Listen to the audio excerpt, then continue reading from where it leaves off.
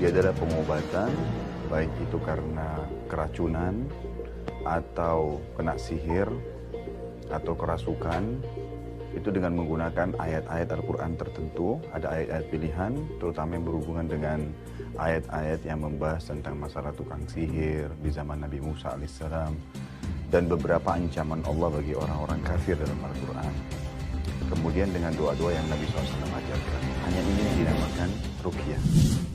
Seperti yang dialami Mujahidun, lelaki berusia 31 tahun yang mengalami gangguan fisik dan mental.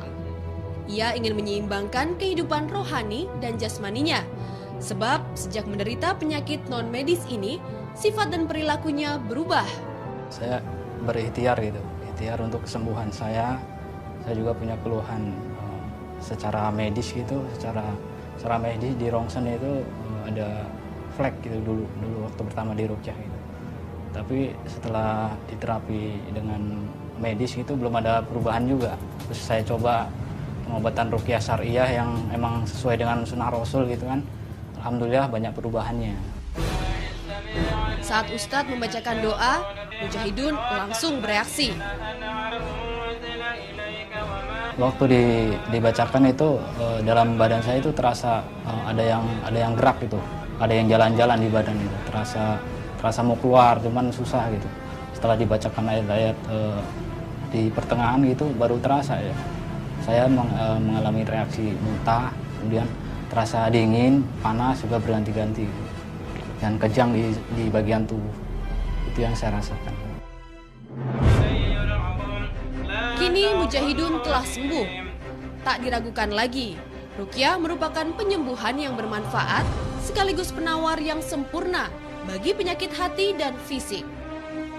Sebagaimana yang tertulis dalam surat Al-Isra ayat 82.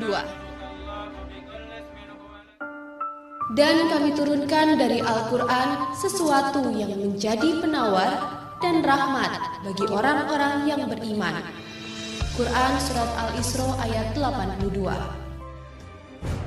Sementara ruqyah dengan penggabungan unsur ayat Al-Quran dan benda-benda dinilai tidak sesuai dengan ajaran Nabi. Tidak, pada saat dia menggunakan seperti surah Al-Fatihah, ayat kursi, Al-Ikhlas, Al-Falaq, An-Nas, itu termasuk ayat-ayat yang dibaca dalam ruqyah.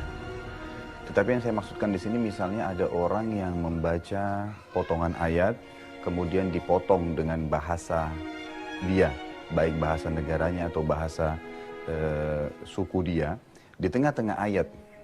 Jadi seakan-akan menambahkan sesuatu pada ayat itu. Maka ini yang tidak dibenarkan.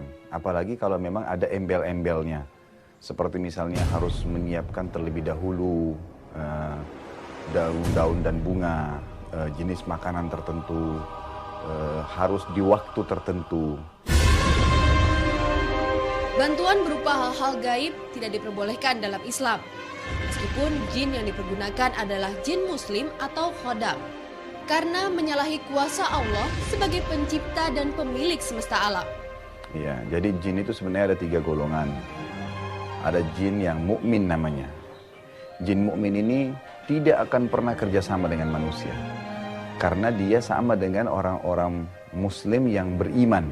Mukmin, artinya orang yang ahli ibadah, taat kepada Allah itu mereka tidak akan pernah kerjasama dengan manusia karena mereka tahu tidak dibenarkan oleh Allah kerjasama antara jin dengan manusia dengan cara apapun. Golongan jin yang kedua dan ketiga adalah golongan jin yang fasik dan yang kafir. Sebenarnya ruqyah sendiri dapat dilakukan melalui hal-hal yang sederhana. Ruqyah itu sebenarnya paling bagus kalau dilakukan secara pribadi. Misalnya kita menterapi diri dengan cara sholat, walaupun kita malas dipaksakan. Kita merasa terganggu pada saat sholat dengan gelisah, tetap kita paksakan sholat. Karena kegelisahan dan malas itu dari setan. Pada saat kita bisa melawannya, maka secara otomatis kita sedang meruqyah diri kita.